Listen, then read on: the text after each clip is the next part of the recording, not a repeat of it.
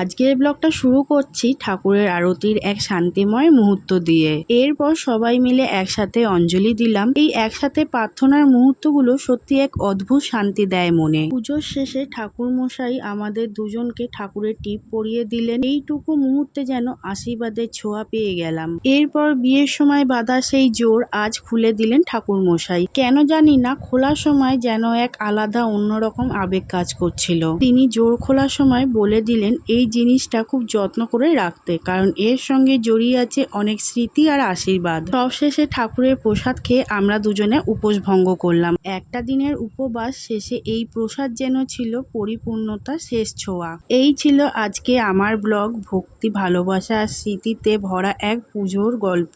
আপনাদের আশীর্বাদ ও ভালোবাসা থাকুক আমাদের সাথে। কেমন লাগলো ভিডিওটা কমেন্টে জানাবে, ভালো লাগলে লাইক করবে। আবার দেখা হবে নেক্সট ব্লগে। এখনকার মতন টাটা।